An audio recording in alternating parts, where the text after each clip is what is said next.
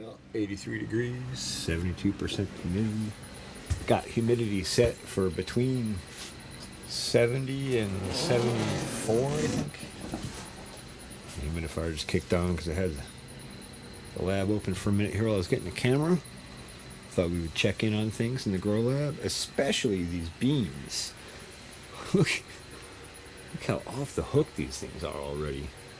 And I just flipped them around yesterday. I gave them a good watering for the first watering since they were planted, actually. Might be their second. I think they're first. And I just flipped them around so the taller ones are over here and the shorter ones over there, closer to the center of the light unit here. But I'm still kind of dialing and tweaking things in the lab still. So the sweet Thai Basil is taken off. We got our second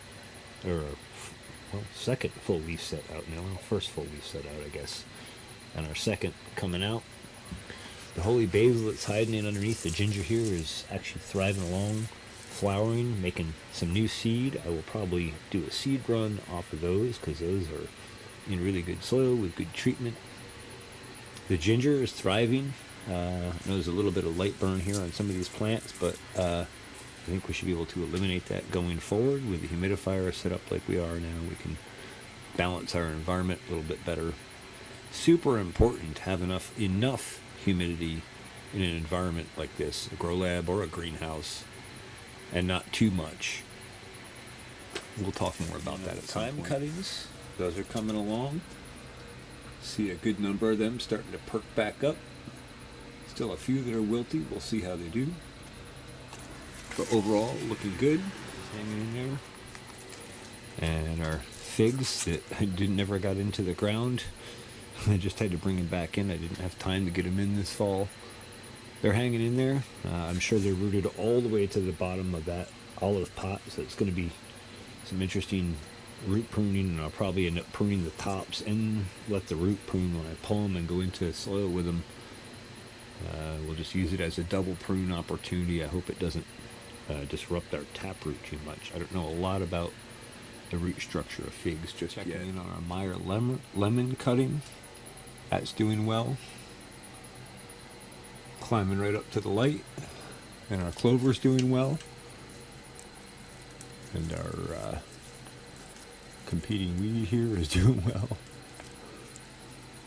That's actually a wild sorrel, from what I understand. But it is incredibly pervasive and competitive if it goes to seed. And I've had it take over planters and disrupt soil health. Looking at our orange trees, we have a little insect activity on there, so I'll have to consult Fieldlark AI on that.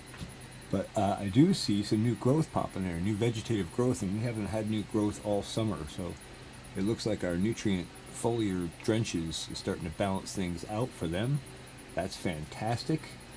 Those are blood orange, grown from seed, from blood oranges that came from Hardy Roots, which is a local farm store here, organic farm store. Don't know where they sourced them from. I'll have to see if I can ask them. And then, of course, coming over here to our Meyer Lemon. That's doing well. Seems to be going by its flowering phase for now. And I did give this another little bit of a prune. Oh, and actually, I do see lemons coming on back there.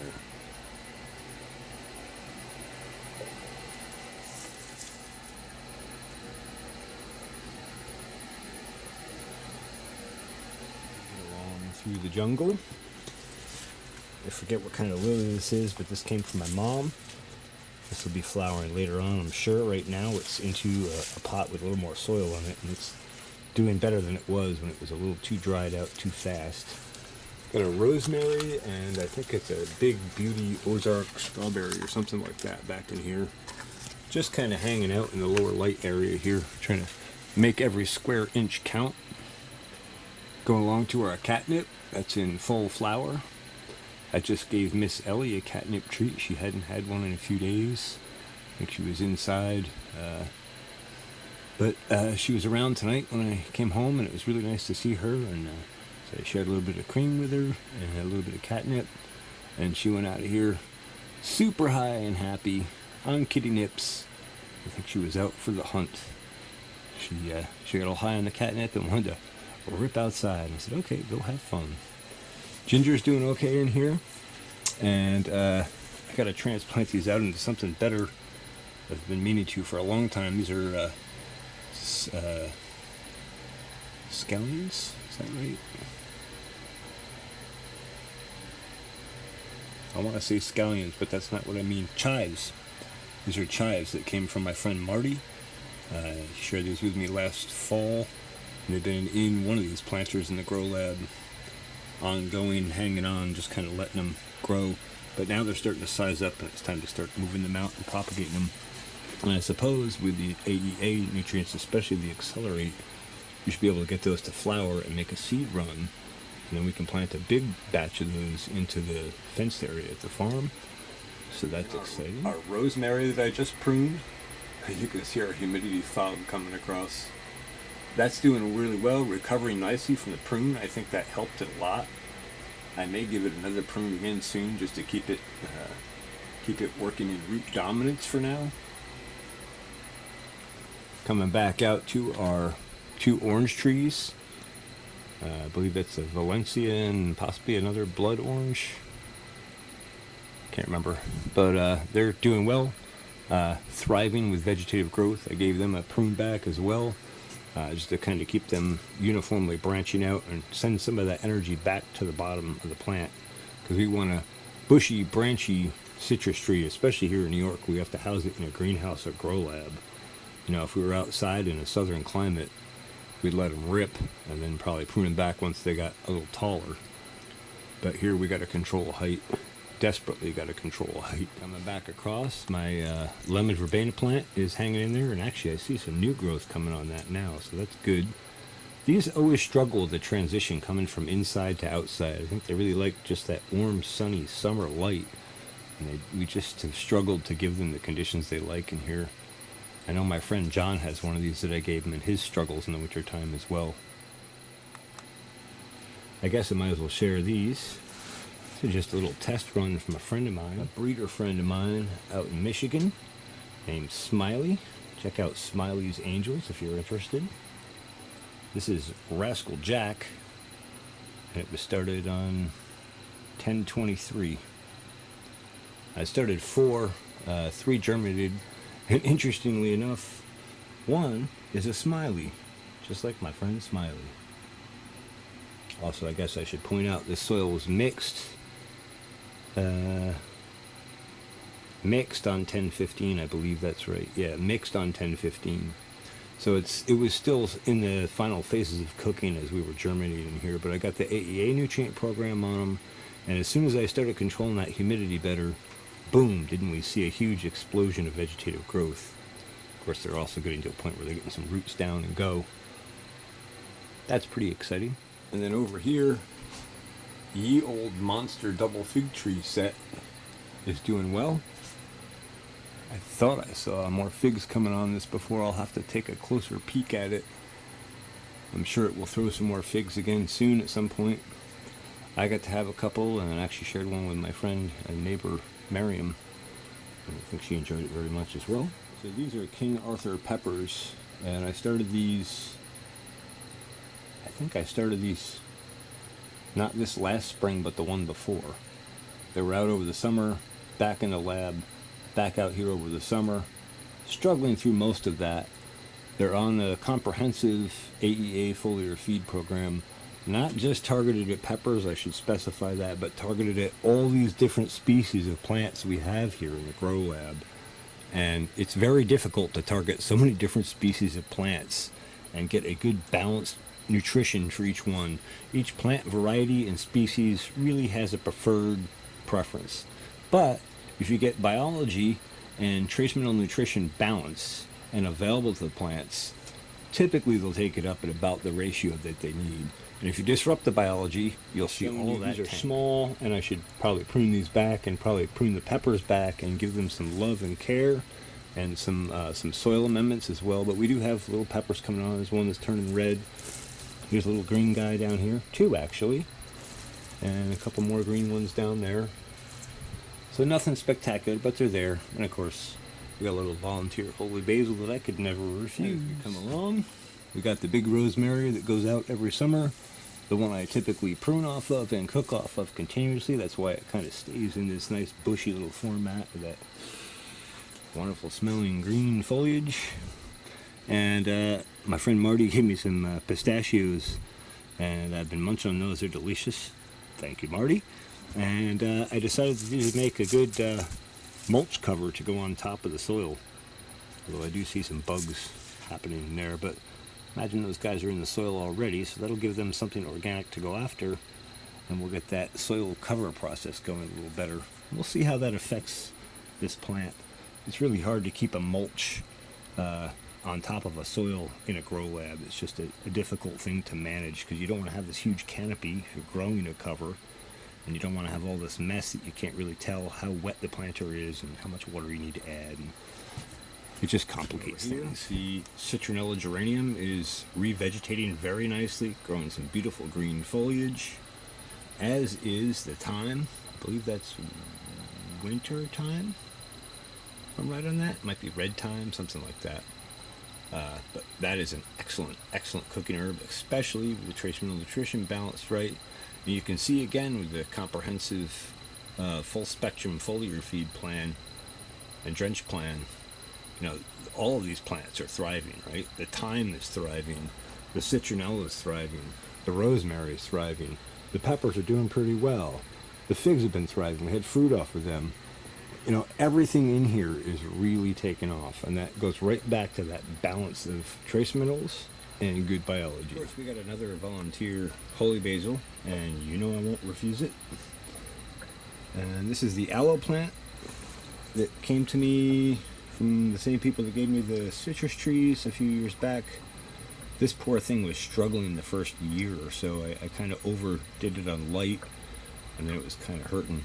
What I think I need to do is transplant that up to a bigger planter and give it a little more opportunity. But I will say, since the foliar drenches from AEA, what do we have? Oh yeah, explosive vegetative growth. And the big one that I had on the floor of the greenhouse years back, actually when I would foliar feed with like Accelerate, every once in a while I would see that plant actually go into flower, something I had never seen before on aloe vera in our climate.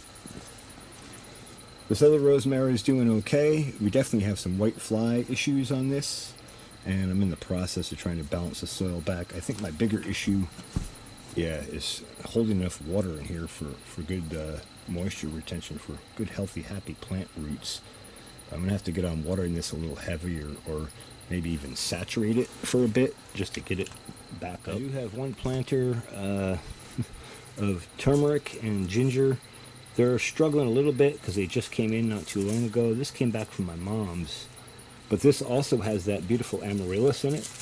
And we have nice new vegetative explosive growth coming back.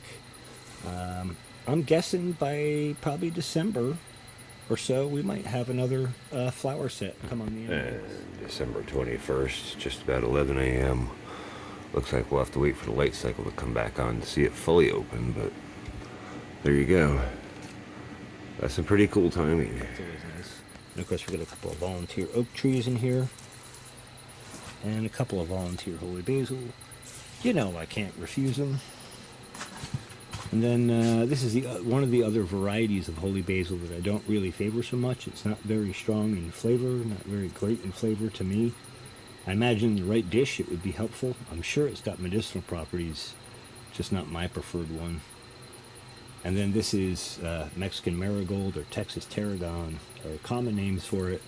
It's actually called, the Latin name is Tagetes lucida, and it's more of a southern perennial herb, but it's got sort of a licoricey flavor, but not quite. It adds a really interesting flavor to things like rice or like a beef dish.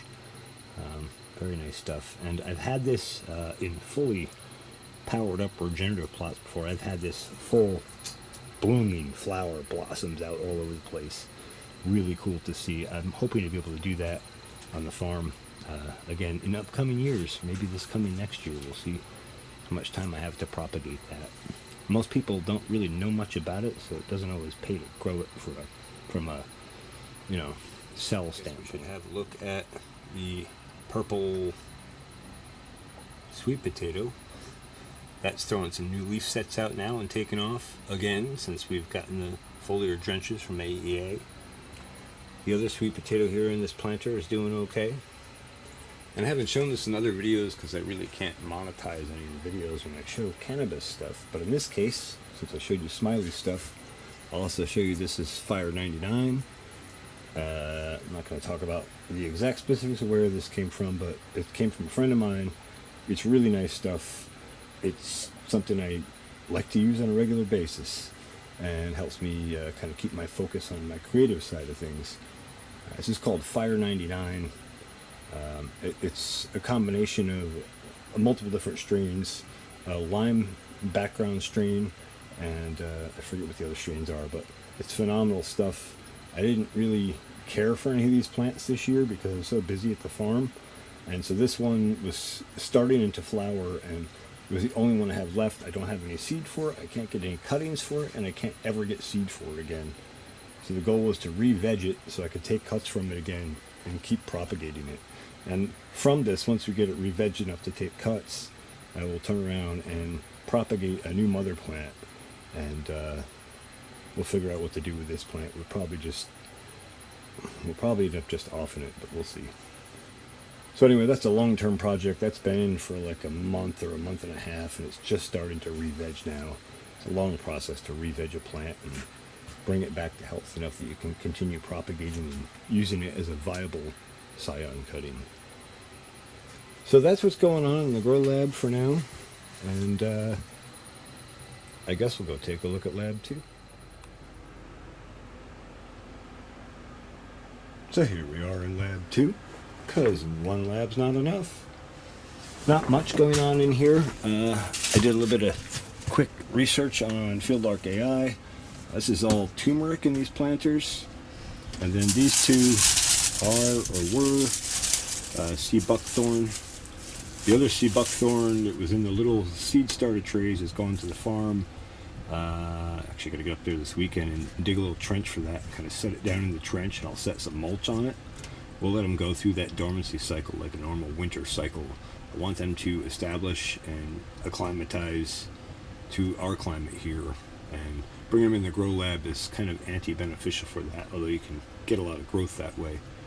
These two took a big hit in the drought this summer. I didn't water them as frequently as I should have, and they just kind of hung back here. So I brought them back in. We'll see what they do. If they re-veg and regrow, I'll probably propagate them out somewhere, and if not, then not. On the turmeric front, I'm not going to try to grow this in the grow labs over the winter again, just because of the tremendous amount of space that those gigantic leaves take up. But I am planning to replant these in the lab late, early to mid-spring probably, to propagate them back out onto the farm and give them full light and care where they're protected from deer this time, and we can really thrive with them. And I probably will plant a bunch more of this depending on how farm planting goes. But for now, I'm going to have to pull these out of these planters, let them cure for about 2 weeks in a high humidity, fairly warm environment. I think it was 75 to 85% humidity, which I can do in the first lab there, and about 80 degrees, which is right about on target in the first lab. They're supposed to be kept in a darker spot, so I'll just probably protect them from the light a little bit. We'll cure them for about 2 weeks like that so that we can store them, and then we'll store them in a cool, dark place for several months until we go back to turn them back on in the spring. And that way we're not occupying all of our lab space, but we are retaining our scion seed stock, our root propagated seed stock, because this is going to have the most benefit for us when we go back to turn it on again, because this has already been grown in our regenerative program with trace mineral nutrition available. You'd be amazed what that does using those critical points of influence, just how robust you can make a seed, even in one generation, but especially after 2 or 3 or 4 generations. It is a phenomenal difference. And then if you take that robust seed and keep that trace mineral nutrition and biology and all those pieces balanced correctly throughout its growth cycle, you'd be amazed how explosive those 2 separate pieces overlaid and compounded together are. All right, I've babbled on enough about critical points of influence for now.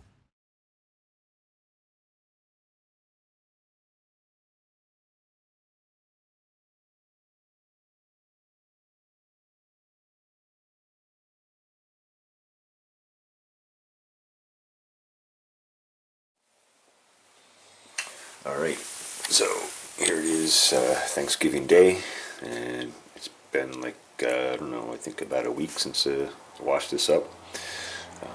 But here it is. It's all washed and dried, and it came out really beautiful. You can see there are some very large hunks of turmeric here.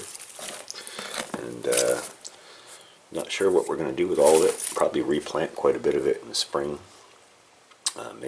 May use some for cooking and stuff. Of course, it's super medicinal, super beneficial for health, for all sorts of stuff. Look up turmeric health benefits. It's amazing. In fact, turmeric and ginger were what I took instead of painkillers when I cracked a rib a few years back, and it actually worked really well. We're over this way. I mentioned I got a new humidifier. This is the AC Infinity T7. It's a 15-liter reservoir set up on there. You can see it's mostly full. Depending on how I gear my ventilation for the lab here, I can burn quite a bit of water. I've gone through this whole thing in a day. And so when I had the previous humidifier, which I don't think was as nicely built as this one, that was a Lacy doll. That was basically a home humidifier that would do 1,000 liters an hour. But this is actually rigged into our controller, that little guy right there. And I can actually access that through an app on my phone, so I can set all the different parameters in the lab here. And I can set everything. I can set fan speed on these fans, oscillation, humidity, temperature, lighting, ventilation, all that kind of stuff. But this particular humidifier, because of the size of my grow tent here and the amount of actual water I use in it, on the old one I had a little float valve I installed, and I managed to transfer that over to this new humidifier. And see if that'll kill it for a sec. I'll just show you that quick. You can see the float in there. There we go. So that's keeping this reservoir topped up as we're using it. And so that way, when our big barrel runs out, 55-gallon plastic drum over here up on a block, about, or at least somewhere in that range, a day or so of water in the humidifier. So it gives me a chance to catch it before we run out. I usually refill that barrel quicker than that.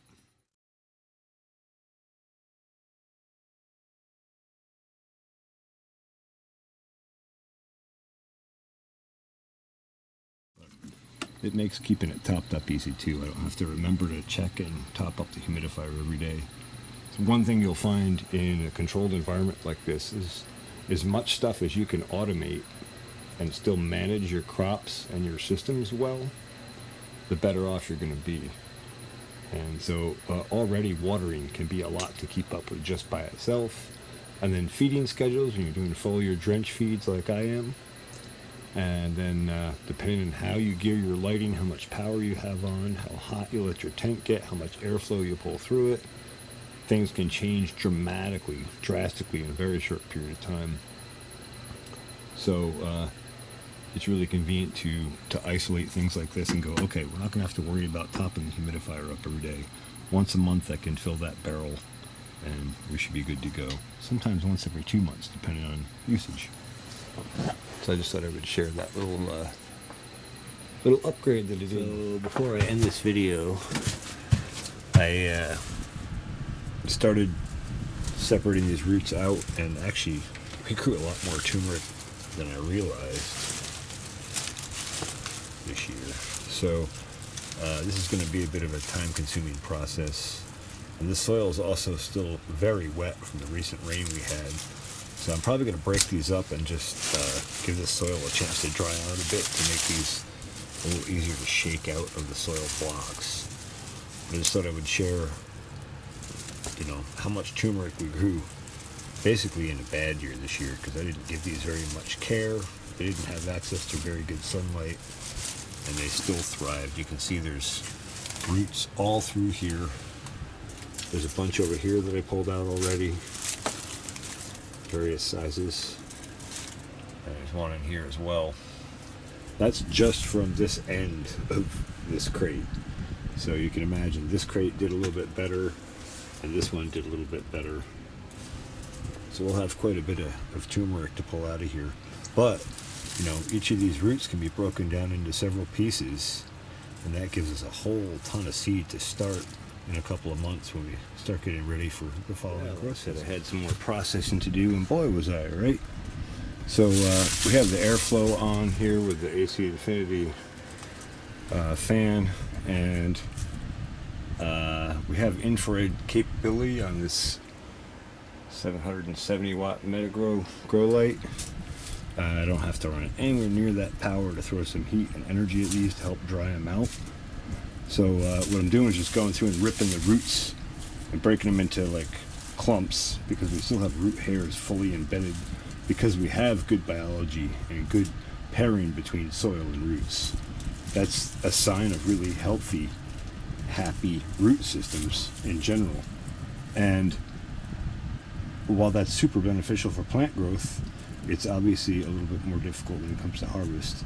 And especially with this soil mix, like this Pro Mix, you know, it's a lot harder to shake off. It has a lot more sort of aggregated structure to it, and a lot more fiber structure to it. So it clings to these fine little root hairs really well. So I'm going to dry this stuff out a little bit. I'll leave the light on in here, and we'll keep the airflow turned up, and we'll dry these bins down a bit. But I'm going through and digging these up.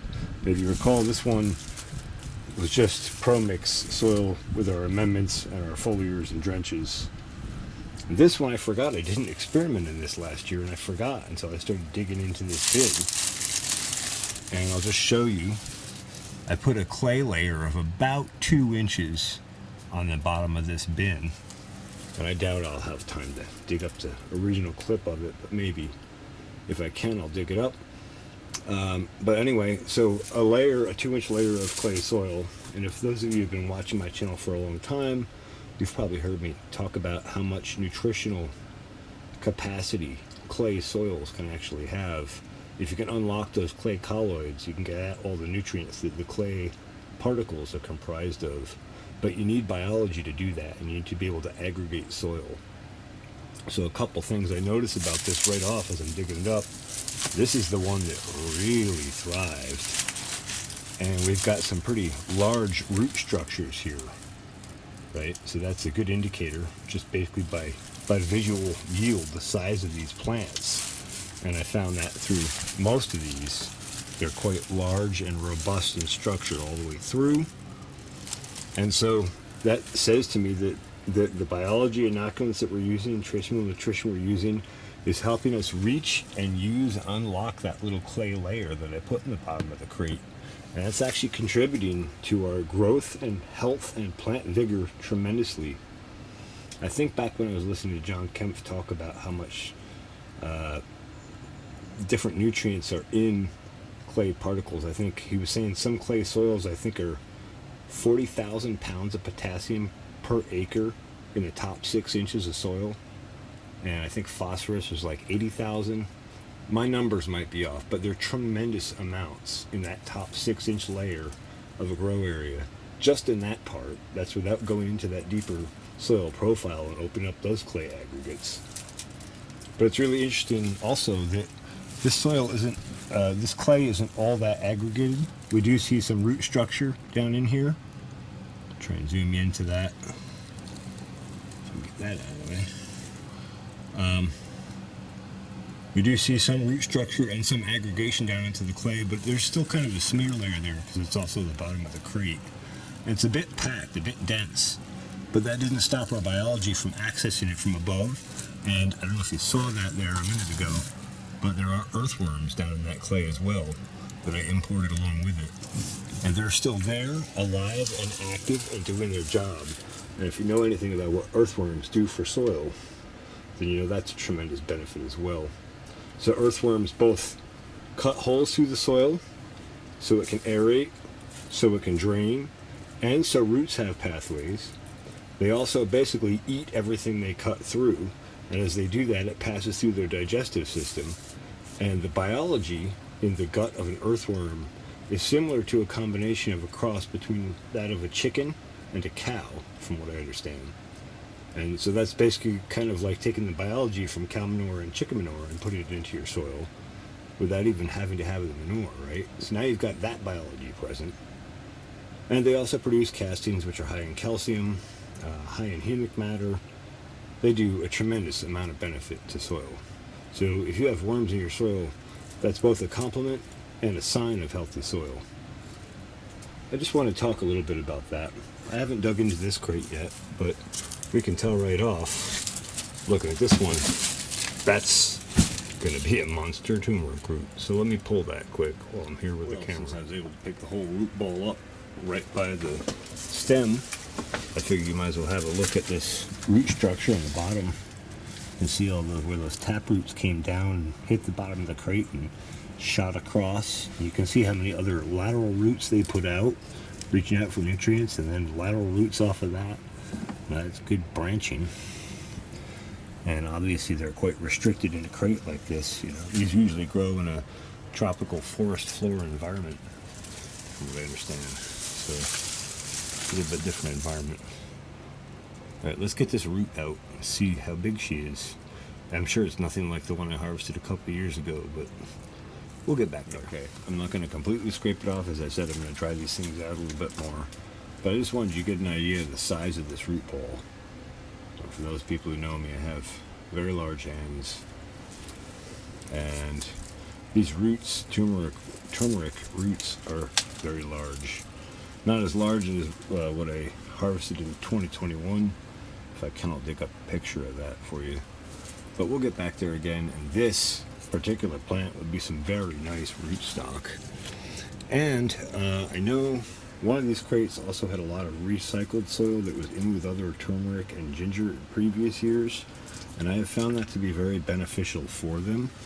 This also might have gotten a little bit better feeding. And oh, interesting, we don't have a clay layer. This crate did have a little more soil than this one did, so it's possible this might have dried out a little bit more than this did. I don't recall, but it was good to talk about clay colloids a little bit, huh? And see the earthworms in there. Anyway, so that's quite a nice turmeric root, and that's I guess that's the main one. But there's another big one in here, I think. But we'll dry these out a little bit more, and I'll try and get some more video if I pull them out. I'm not sure how much I'm gonna de-soil them, if I can get them to dry and cure nice. We'll see. I gotta see how it evolves. So for those who don't know, turmeric is very high in curcumin, and curcumin is kind of what drives the price on what different turmeric from different sources is sold on. There's a whole documentary on YouTube about it. I forget the name of it, but if you look it up on YouTube, I'm sure you could find it. Maybe I'll share a link.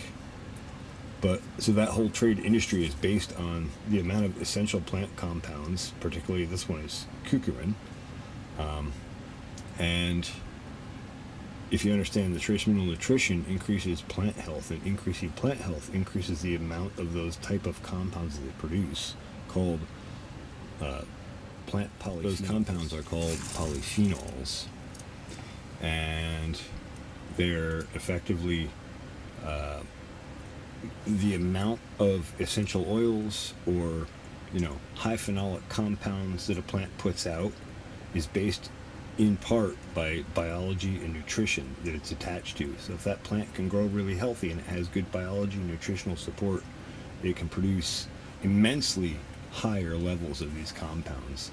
So I know, just in knowing how well this turmeric was grown and the nutrition minerals that were available to it, that this will be very, very beneficial from a curcumin perspective. Now, if you don't know what curcumin is, I suggest you go look it up. It's got a tremendous amount of benefits, and it's long been proven, and it's been tested more recently with more modern scientific methods. So, all right, I'm done babbling for now. I hope you found this interesting or informative. Oh, hey, thanks for watching the Pharmacy Seeds Network.